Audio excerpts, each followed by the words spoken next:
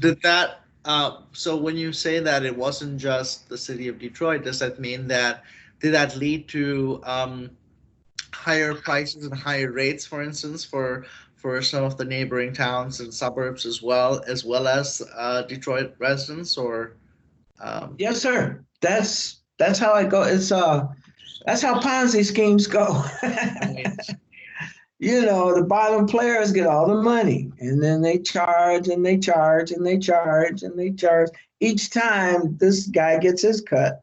right, So a lot of it at the time, L. Brooks Hubbard. His name was Brooks. He was the not Hubbard. That was the mayor of Dearborn. Patterson, His name was Brooks Patterson, I think. yeah, Yeah, he was the he ran things yeah, during this time, 9/11, all the way until he retired. It was He was the Godfather, and he controlled Oakland County, yeah, which interacted with Wayne County, and he's got brought up on charges over the years. His son also. I think it's just politics. Politics is not a back in the 1800s. If you said you were a lawyer, people, it was like calling yourself a thief, and politicians was a notch below that. right, So yeah, again, it's the citizens that suffer when yeah. you have mismanagement, non-transparency, these types of issues. I think that was the main thing. There was no transparency. You could do it. There was no internet. There was Right. no transparency. So one of the tragic outcomes of that situation obviously is that because of this corruption and this network of corruption that was really occurring at the top, um, I think it was utilized well by detractors and opponents of the city, who use, honestly, in hindsight, when you look at what some of the things that they said, very racist tropes to say, well, Detroiters cannot take care of themselves, and we shouldn't be paying for all of this, and we shouldn't be subsidizing Detroit, um, and in a way that sort of contributed, I guess, to some of um, the stigma, I guess, around the city and around the management, the ability of Detroiters to take care of the city, to manage the city, and then you had emergence. As a result of that, you had emergency management. Do you credit some of these conversations about corruption in Detroit as potentially contributing to you know um, uh, the things that transpired after that with emergency management in the city of Detroit and things like that? Absolutely. Um, I hope I can be candid with you. I want to be frank. Sure. I agree with him only because I was here. I saw the players do the dirt, and I know they're driving Bentleys, new Rolls Royces, wearing Rolex watches. These are friends of mine. I know what their salaries are. It's public record. You can't. I'm making six figures. I didn't have a Rolex. I have a Mercedes, but I'm not driving a Bentley or a Rolls or Maserati. I mean, you put two and two together, you got to come up with four. So, but these are friends of mine. I'm Black. I grew up with them. What are you going to do? Your family, you can't pick your family. They're family. So a lot of it, I didn't condone it. I didn't go along with it, but I didn't say anything about it. I just watched it go down. I watched people that are city officials that own five or six Burger Kings, four or five McDonald's. Um, they got the contracts to do it. It's politics. got the loans approved, SBA to get it, politics, government. So when the cards fall, and I knew they were going to fall, Detroit's just going to go into bankruptcy because, you know, I got a lot of cops in my family.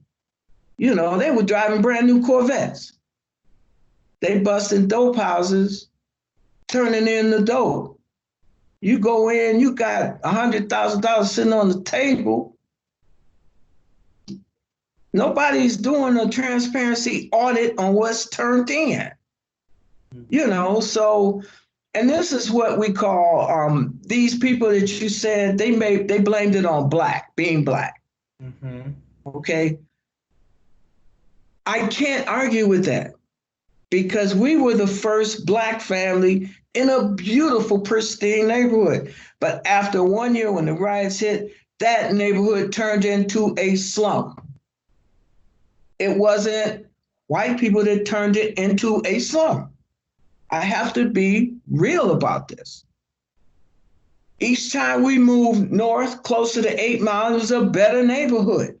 But it was an integrated, diverse neighborhood, Jewish people, white, few whites and black. But soon as it turned black, it turned into a slum. I have to ask myself, am I pro-black or am I pro-humanity? So I can't argue with their logic because that's all it is logic. A lot of these people that mention those things that you said, if you ask them, are you a racist? They'll tell you to their face, I'm not a racist. They're just putting the numbers together. You live in a neighborhood where you got to have bars on the doors, a Rottweiler, and then you move to another neighborhood where it's fine. And then you look at the demographics of each neighborhood and you say, oh my goodness. So you can say, did it contribute to it? Yes. Did it make it worse? No. Because whites had been taking advantage of Detroit for decades before we got it in the 70s because of integration. You know, Mayor Hubbard in Chicago. I mean, Dearborn, Mayor Daley in Chicago. Detroit had just Mayor Cobo. You know, these were known racists. These were known established racists. And they did the same thing. So I can say, yes, did that contribute? Yes. I call it human nature. If you put $1 million in front of most people, just most people, I'd say 80% of people, you got 20 good people, maybe 10%. It's human nature. Well, you know, that's, you know, I was having this conversation on Facebook with a friend of mine, right? It's that's I think the nature of privilege, right? When someone from I guess a majority social group does something bad, it's not necessarily taken as representative of the entire social group, and unfortunately, you know, in an unequal society, when a prominent person from a social minority group is exposed as, you know, being corrupt or doing something negative, unfortunately, that is taken to represent on the entire social minority group very unjustly, and I think that's a form of both privilege and racism in its own right. So, you know. My psychology class has a term for that. I mean, it's just normal. Yeah. That's one thing President Obama did that I didn't understand because I was kind of disappointed. I thought we were going, hey, we got a black president. This is going to be better for us blacks, you know. He didn't go that route. He did it more for everybody. He backed off a lot, made more compromises to not reflect, as you said, on the whole. He backed off of that black thing and he took the high road and made it that thing, not that black thing. So, but I was a little disappointed. I thought, you know, okay, the brothers gonna help the brothers, you know, but no, So I agree with you, but that just proved his standard of ethics. So, going back to that experience where a lot of people, even in the and so you what time period was this? 2000 and what, 9, 2010 or so, when you mentioned that a lot of homes were disconnected because of corruption, and then you couldn't drive. What around what time year was that? Right after 9/11. Oh, you mean, yeah, well, Detroit changed after the riots, 1967. No. No. So that it's Coleman Young came in. yeah, the incident that you just mentioned, where you uh, stopped driving on the DWSD vehicles because people. Oh, 2002, right after 9/11. Okay, so 2002, 2003, right. up until 2004. That's when I left and went to San Diego. Were there any estimates at that time about how many people were affected around that time? Did you know any people themselves who were affected at that time? Yes, Detroit experienced we used to have 1 million people in the city most of my life. We Sure. went from 1 million to 500,000. We still haven't recovered from that during that period. A lot of people left. No, I mean in terms of the water, people who had paid their bills, but their water had not, but their bills were not reflected, and so they had their water connections shut off. Well, I did tell you about a lot of corruption, right? Right. Most people knew somebody in the water department, a cousin, would come out, dig up the front yard, and turn the water on. Okay. Cable was the same way back then. You could get the cable box back in the day, and you knew somebody worked for the cable company. It was called the hookup. I got the hookup. And he climbed the pole and just turned it on. It's really easy to do. A lot of people turned their water on that way. Yeah.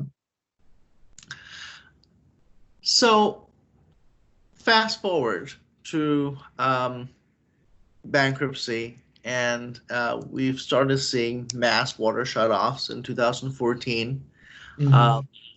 That very first year, we had about 17,500 or so, and that they've sort of continued since then until they were just halted because of COVID-19. And we were talking earlier, and you mentioned that at your point, you have a family member who's also been affected with high water problems. Could you maybe talk us through a little bit about that process and what that experience has been like for your family member? Yes, he lives in the Brightmoor area. And that area was extremely devastated by crack during that time, from 9/11 all the way up to 2014. I think there's no houses on his block. There's one house on the next block, and then there's no more houses. All the other blocks around. He stays in an apartment complex, so they've made an agreement with the city. The city of Detroit works well with businesses, not so much with residential concerns, because businesses pay the taxes and residential people don't. The Brightmoor area, big majority are renters. A lot of squatters, because a lot of people at homes didn't care about it. And if you stay in it for a year and no one's asked or said anything, you can actually go get a deed for it. So that area, my brother has never had his cut off because I've always been interacted with him. He'll say, hey, I got this notice. They're going to shut it off. I'll tell him what to do. Go down there on Randolph. That's the water department. Wait your turn in line, and they'll work it out for you. I got to go all the way down there. Yes, you have to put some effort into keeping your water on. Mm-hmm. So he's always had me to kind of work him through the bureaucracy paperwork. Mm-hmm. And since he gets SNAP, and he gets all you have to do is be a SNAP recipient, and there's no way your water should be cut off. Something's wrong with you if your water's cut off and you're a SNAP recipient. I would chalk it up to ignorance. You just didn't know what to do, and you just let it go until it got shut off. So, what was the first time that you were maybe call in to help your brother address the situation? Did you go down to City Hall or to Randolph, where the water board building is? How did that sort of all unfold? What's that process like? Well, in 2015, 2014 to 15, like from November all the way, 14 to 15, I was here. Mm-hmm. I came back here. I retired from Boeing in 2014. Mm-hmm. And Ford Motor Company had a problem with their electric batteries. They were trying to come up with an electric car, and the battery kept catching fire. Well, in 2013, Boeing had to sequester all their jets because the batteries was catching on fire. And I was on that team that resolved that issue. And so I don't know how they found me. I think they found me on LinkedIn, but they found me and says, hey, you know about electric batteries. We need someone back here in Detroit. I was in Charleston, South Carolina at the time. And they said, we'll fly you back. You stay here. We'll give you a boatload of money. We want you to come back and help us resolve this issue. So I was here during that time.